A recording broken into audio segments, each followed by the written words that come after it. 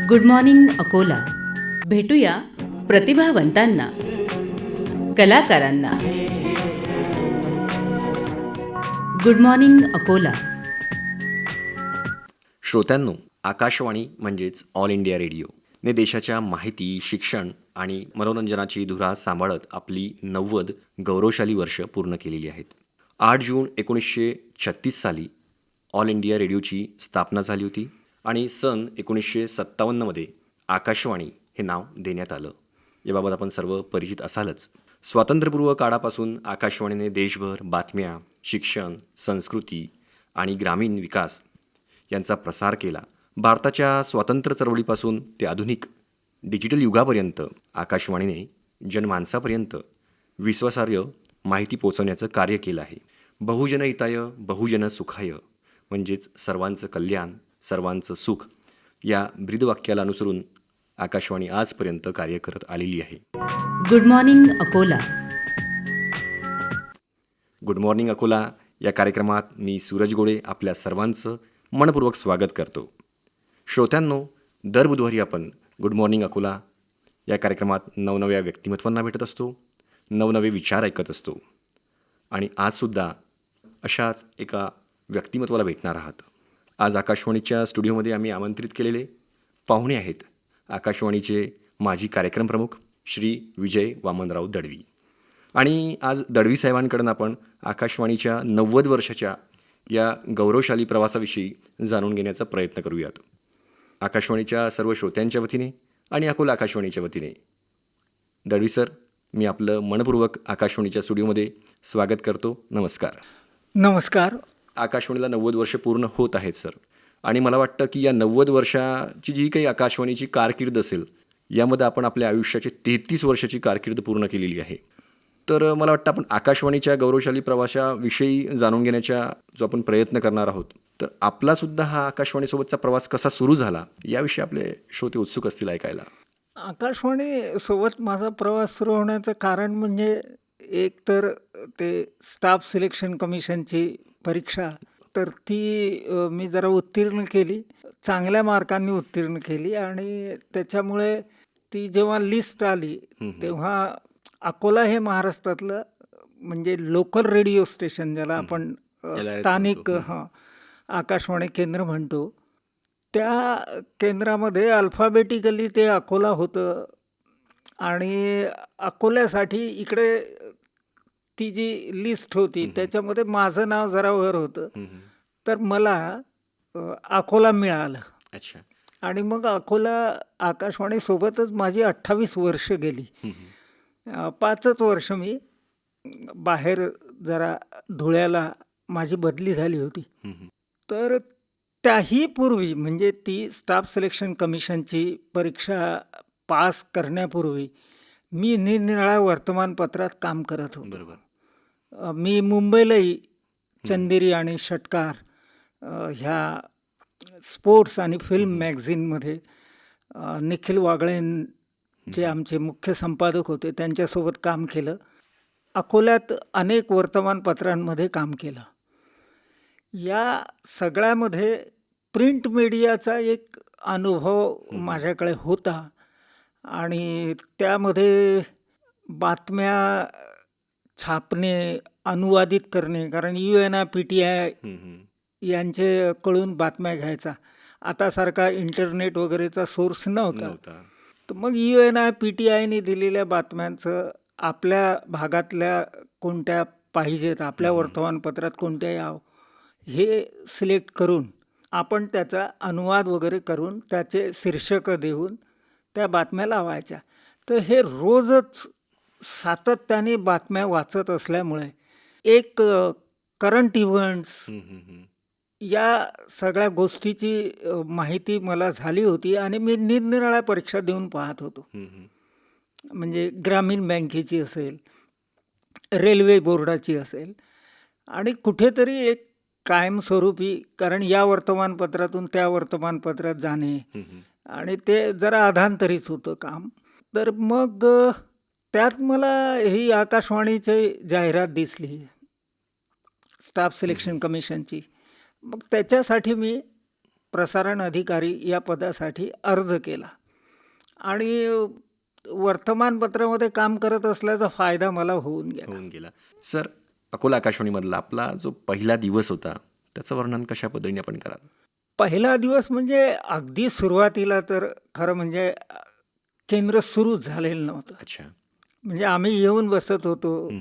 आमचे जे सिनियर होते दुर्गासिंग चौहान वगैरे त्यांच्याकडून जरा ऐकत होतो आणि 6-1 महिन्यानंतर मुंबईचे आमचे कार्यक्रम अधिकारी बदली होऊन इथे आले होते आणि त्यांना इथे काम करायचं होतं.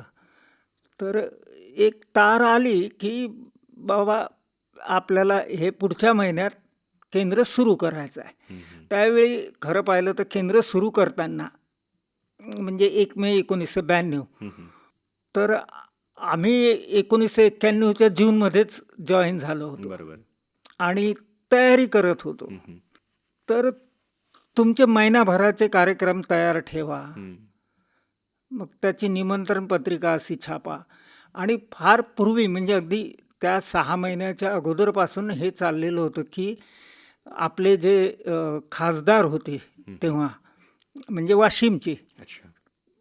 गुलाम नबी आझाद साहेब, ते गुलाम नबी आझाद साहेब हे नभोवाणी मंत्री होते आणि त्यांच्या हस्ते उद्घाटन करू.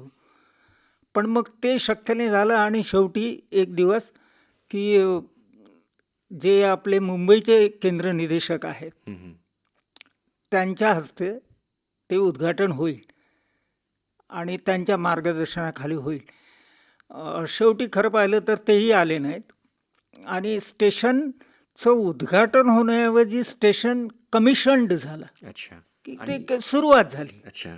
पहिला जेव्हा आकाशवाणीवरती जो आवाज गेला असेल तेव्हा तुम्ही होता इथं, हो. तर तो काय गेला होता? तो एक तुम्हाला क्षण आठवतो का?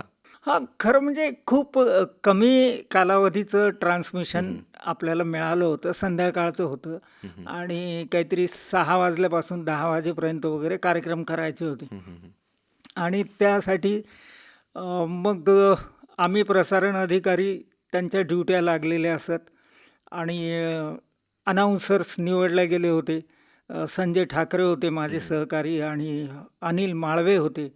एक मंदाकिनी महाजन म्हणून होत्या, एक लेडीज अनाऊन्सर वगैरे.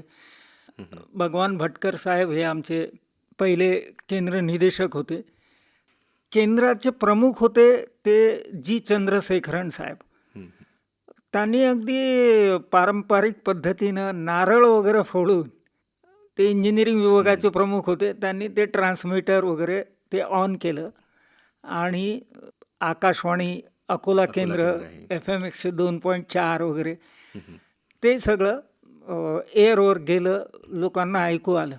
त्याच्या अगोदर तर खूपच म्हणजे कुतूहल होतं. म्हणजे माझा पहिला दिवस आकाशवाणीतला असं जर मला विचारलं, हा तर प्रसारण सुरू होण्याचा दिवस आहे. पण माझा पहिला दिवस हा मी इथे नोकरीवर लागण्याच्या अगोदरचाही आहे. अच्छा. म्हणजे मला जेव्हा अपॉइंटमेंट लेटर आलं आणि अकोला आकाशवाणीतच रिपोर्ट करायला सांगितलं, त्याच्यापूर्वी मी वर्तमानपत्रामध्ये काम करत असल्याने त्या बातम्या होत्याच की तो टावर उभा राहतो आहे सगळ्यात मोठा आणि ते बिल्डिंग बांधल्या जात आहे, इथे आकाशवाणी सुरू होणार आहे, त्याच्या उद्घाटनाला आपले नभोवाणी मंत्री येणार आहेत वगैरे. तर ह्या बातम्यासारख्या यायच्या आणि इथे त्या बातम्याच्या निमित्ताने आल्यावर तिथे दुर्गासिंग चौहान जे तिथे लागलेले होते अगोदरच, प्रसारण अधिकारी होते आणि ज्येष्ठ होते, त्यांच्या कविता मी वाचल्या होत्या. अच्छा. अस्मिता दर्शमध्ये वगैरे ते चांगल्या कविता लिहितात आणि मग हे कवी तेच आहेत म्हणून मग मी त्यांना भेटायला, कवितेविषयी बोलायला असं त्यांच्याकडे यायचो. सर, आपण बघतोय की विदर्भातील लोककला, लोकसाहित्य आणि जे साहित्य व्यासपीठ आहे सर, याच्यामध्ये अकोला आकाशवाणी सदैव अग्रेसर राहिलेली आहे सर. आपला पण साहित्य क्षेत्रामध्ये प्रवास हा भरपूर मोठा आहे सर. तर इथे आपण अनेक साहित्यिकांच्या मुलाखतीसुद्धा घेतल्या असतील, तर तो पण एखादा क्षण आपल्याला आठवतो का? तसे तर खूपच आहेत, कारण ते साहित्याची मला आवड असल्याने बरोबर. आणि अनायसे ऐसी अक्षरे जे आहे ते पहिल्यांदा कपिल कुमार धोरेकडे होतं आणि ते मला सांभाळावं लागायचं. त्यानंतर एक कुलकर्णी म्हणून इंदोरवरून बदलून आले होते, उमेश कुलकर्णी, त्यांच्याकडे ते दिलं. तर त्यांचाही असिस्टंट मीच होतो. तो ते उमेश कुलकर्णी तो म्हणत कि आकाशवाणी इंदौर भी ऐसे कार्यक्रम नहीं बनाती, ये बोले दिल्ली में जो लिटररी मैगजीन का प्रोग्राम है तसा कार्यक्रम आहे. तर त्या कार्यक्रमात काय झालं की 12 मास या कादंबरीला साहित्य अकादमीचा पुरस्कार मिळाला. सदानंद देशमुख त्या कादंबरीचे लेखक, आणि ते इथे देवका देशमुख यांच्याकडे आले होते त्यांच्या ओळखीचे असल्याने. आणि त्या मॅडमसुद्धा ज्या आहेत देवका देशमुख, त्याही जरा लेखिका, कविता वगैरे लिहितात. तर त्यांच्याशी माझा परिचय होता.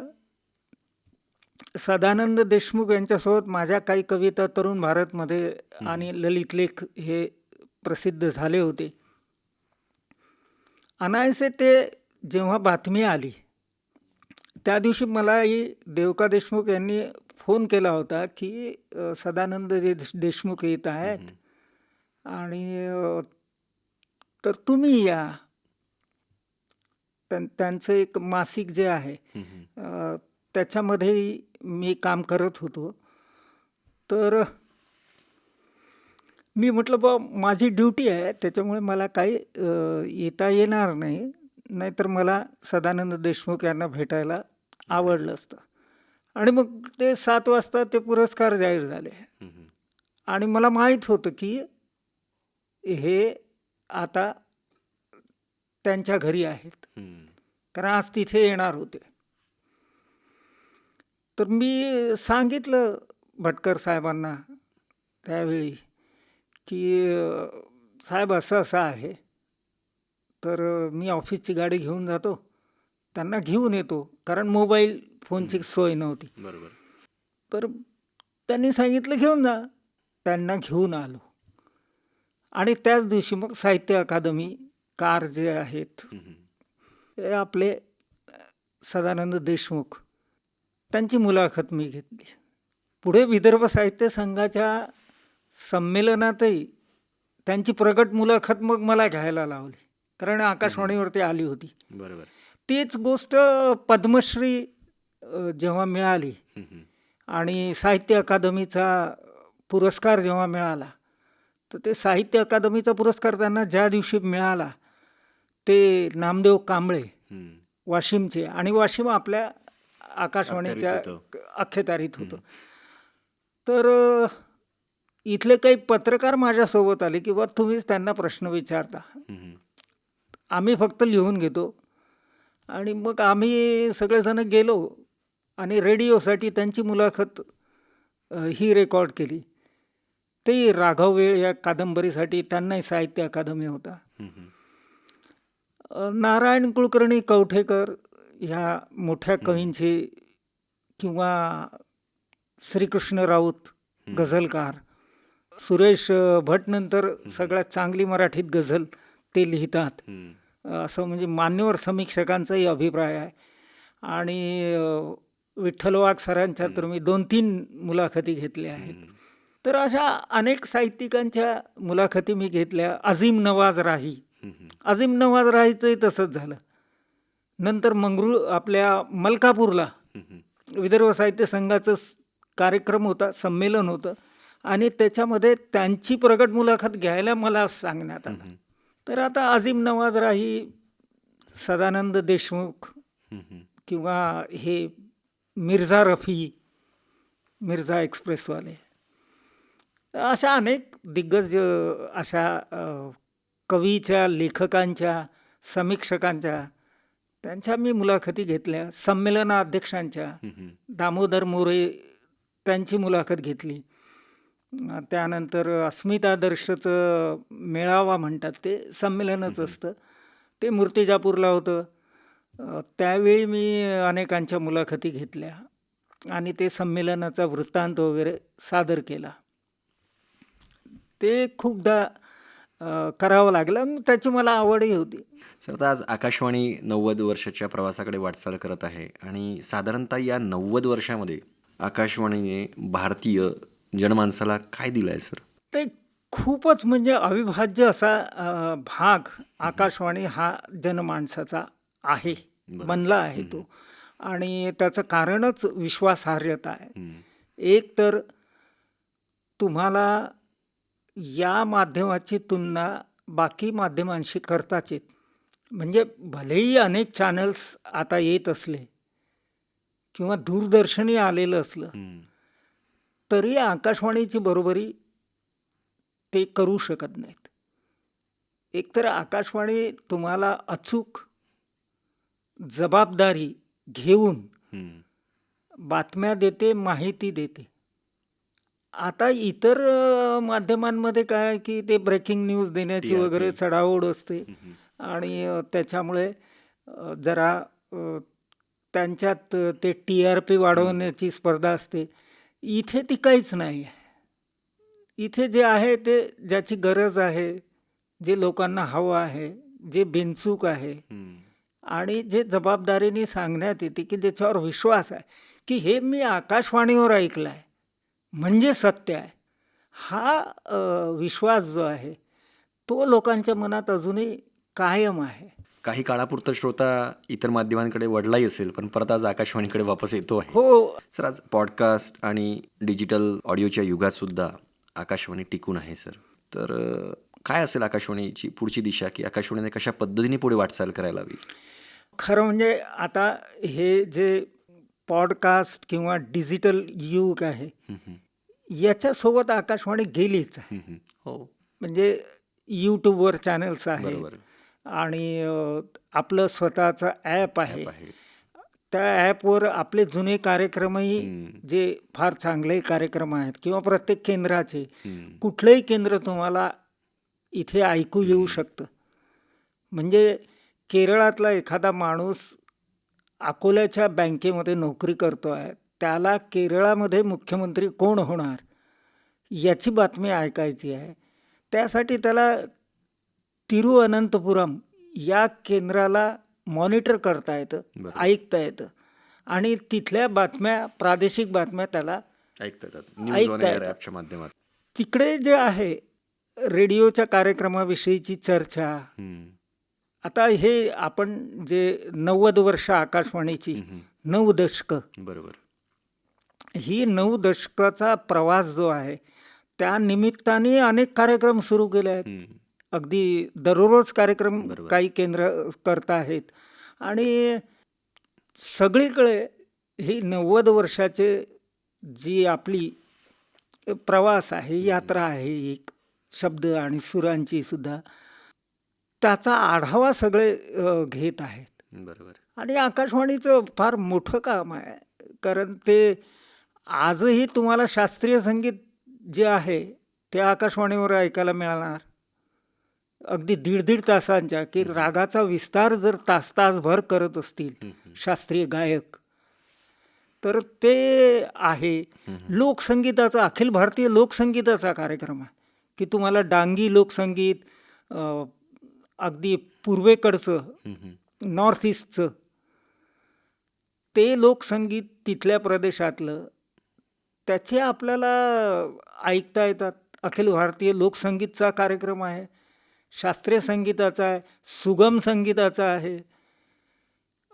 आपलं अखिल भारतीय कवी संमेलन आहे की ज्याच्यामध्ये प्रत्येक भाषेचा त्या काळातला एक महत्त्वाचा कवी आणि त्याची इतर भारतीय भाषांमध्ये झालेला अनुवाद, हा मोठ्या अनुवादकाकडून मोठ्या कवीचा, आणि ते एकाच वेळी प्रसारित होणार आणि 22 भाषातून होणार. बरोबर. तर हे इतकं म्हणजे साहित्य, कला, संस्कृती, समाज, शिक्षण, आरोग्य, ह्या सगळ्या गोष्टींना घेऊन जे आकाशवाणी आहे त्याला तोड नाही. म्हणजे त्याला दुसरं कोणतंही माध्यम त्याच्या उभंही राहू शकत नाही. कारण आजही तुम्हाला जर मौलाना अबुल कलाम आझाद यांचं भाषण पाहिजे आणि सरदार वल्लभभाई पटेल यांचं संसदेच्या मध्यवर्ती सभागृहात केलेलं भाषण पाहिजे, तर आकाशवाणीच्या आर्कायवलमध्ये संग्रहालयात जावं लागतं. बरोबर. ते कोणाच कळे नाही. बेगम अख्तरची मैफिल कोणाच कळे नाही. ते तुम्हाला आकाशवाणीकडे सापडेल. सगळं संचित आहे आपल्याकडे ते. ते आता तो खूपच मोठा ठेवा आहे. तोही आता याच्यावर उघडा होतो आहे की तुम्हाला काही पैसे पे करून ते तुम्हाला वापरता येईल, घेता येईल. आणि ते सगळं नवीन टेक्नॉलॉजी घेऊन आकाशवाणी पुढे चालली आहे. त्यामुळे आकाशवाणी या डिजिटल युगातही ती जिवंतच नाही राहणार, तर अजून पुढे जाईल. आणि सर, जाता जाता 90 वर्ष तर पूर्ण झाली आहेत आणि 100कडे आता वाटचाल करत आहे. खरं म्हणजे ते आता क्रिकेटच्या भाषेत बोलायचं झालं तर नर्वस 90 ही जी सिच्युएशन असते तसं तर काहीच होणार नाही. 100 वर्षही पूर्ण होतील आणि 100 वर्षाच्या वरही अधिक वर्षही आकाशवाणी पूर्ण करेल.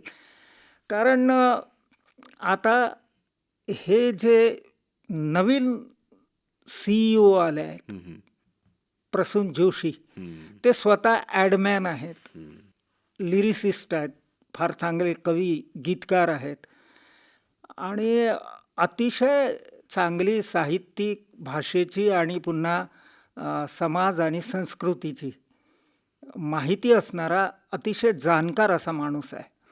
तर ते CEO आहेत आणि त्यांच्याकडे एवढे आता अगदी नवीन जे सगळे मुलं लागली आहेत तेही डिजिटल माध्यमाशी अधिक अनुकूल असे आहेत. सगळं कॉम्प्युटरमध्ये रेकॉर्डिंग होणे, कॉम्प्युटराईज सगळं डबिंग होणे, ते इफेक्ट्स वापरणे, हे सगळे ते नवीन मुलं अधिक ताकदीने करत आहेत. आणि त्याच्यामुळे याला भविष्य तर आहेच. आणि न कुठं थांबणार आहे. हां, ते थांबणारच नाही. 100 नंतरही थांबणारच नाही. कारण ते शब्द जे आहेत ते तुमचे त्या वातावरणात तरंगत आहेतच. म्हणजे आताही कुठे ना कुठे तुम्हाला सुमन कल्याणपूरच्या गाण्याचे कोणत्या तरी केंद्रावर सुरूच असणार. जाता जाता श्रोत्यांना पण काय आव्हान कराल आकाशवाणीविषयी? आपण ऐकत राहा, असंच केलं पाहिजे. खरं म्हणजे आपली FM 102.4 ही जी फ्रिक्वेन्सी आहे, तर ही वेव्हलेंथ जी आहे ती श्रोत्यांशी जुळलेली वेव्हलेंथ आहे. की आमची तुमची वेव्हलेंथ जुळते असं जे आपण म्हणतो तसं श्रोत्यांशी जुळलेली ही वेव्हलेंथ आहे. आणि म्हणजे 33-34 वर्ष आता अकोला आकाशवाणीलाही होत आहेत. बरोबर. तर अकोला आकाशवाणीने 33-34 वर्षात आपला रसिक वर्ग हा तयार केला आहे. आपले श्रोते तयार केले आहेत. त्यांना आपल्या कार्यक्रमांची सवय आहे आणि त्यासाठी ते ऐकत राहतील. त्यांनी ऐकत राहावं आणि आकाशवाणीला जाहिरातीसाठी सुद्धा सहकार्य करावं. कारण शेवटी आता महामंडळ झालं, कॉर्पोरेशन झालं आणि सगळ्यात मोठं कॉर्पोरेशन म्हणजे जगातल्या मोठ्या रेडिओ नेटवर्क पैकी एक आणि जगातला मोठा पब्लिक ब्रॉडकास्टर असं जे आकाशवाणी आहे, त्याला आता हे ॲडमन जे म्हणतात की ॲडव्हर्टायझिंग इंडस्ट्रीजमध्ये मोठ्या काम केलेलं creative designer, copywriter Prasoon Joshi यांच्यासारखी माणसं आहेत. आणि लक्ष तिकडे आहे की यांचा खर्च यांनी काढावा, यांनी जाहिराती अधिक मिळवाव्यात. आणि तर त्यांनी आपल्याकडून होत असेल तशा पद्धतीने मदत करून आकाशवाणीला जाहिरातीही मिळवून द्याव्यात. आकाशवाणीचे कार्यक्रम तर तुम्हाला अगदी मोफत ऐकायला मिळतात, ते ऐकत राहावेत. आणि आपल्या आवडत्या आकाशवाणी केंद्राला भेटही दिली तरी हे लोकांचंच केंद्र आहे. त्यांनी येऊन ते भेटू शकतात, त्यांच्या सूचना करू शकतात. आता कळावे लोभ असावा हा कार्यक्रम आपण पुन्हा सुरू केला आहे. मध्ये आपण सगळे मेसेजिंग करणे, त्यावरच होतो. आता पुन्हा पत्र लिहायला लागतो आहोत. तर त्यांनी पत्र पाठवावेत, सूचना कराव्यात, कार्यक्रम कोणता आवडला तर तो का आवडला हे सांगावं आणि नसेल आवडला तर तसंही स्पष्टपणे कळवावं, जेणेकरून आपल्याला बदल करता येतात. आणि हा फीडबॅक त्यांनी देत राहावं, कार्यक्रम आपले ऐकत राहावं, असंच मी श्रोत्यांना त्यांना सांगेल. सर, आपण वेळात वेळ काढून इथे आलात सर, आणि आपल्या आयुष्याची जे काही आपण 33 वर्ष आपल्या आकाशवाणीला दिली, जी काही आपली कारकीर्द होती अकोला आकाशवाणीमध्ये, त्या कारकिर्दीला इथे उजाळा दिला. आणि आकाशवाणी सध्या जी 90 वर्षच्या एक गौरवशाली परंपरेकडे वाटचाल करत आहे, त्याविषयी सखोलतेने आपल्या श्रोत्यांना सगळ्या गोष्टी उलगडून सांगितल्या. त्याबद्दल मी सर्व श्रोत्यांच्या वतीने आणि अकोला आकाशवाणीच्या वतीने आपले खूप आभार मानतो. धन्यवाद. धन्यवाद. खरं म्हणजे मलासुद्धा आकाशवाणीत 33 वर्ष नोकरी केल्यानंतर आज अनेक इंटरव्ह्यू घेतल्यानंतर आज इंटरव्ह्यू देताना मोठा आनंद होतो आहे. आणि मला पुन्हा आपल्या अकोला आकाशवाणीचे जे श्रोते आहेत ते मला ऐकतील याचाही मला खूप आनंद होतो आहे. तेव्हा अकोला आकाशवाणीचे आणि गोळे सर तुमचेही खूप खूप आभार की तुम्ही मला बोलावलंत आणि माझा मुलाखत तुम्ही घेतली, त्याबद्दल धन्यवाद. धन्यवाद सर. Good morning Akola. भेटूया प्रतिभावंतांना, कलाकारांना. Good morning Akola.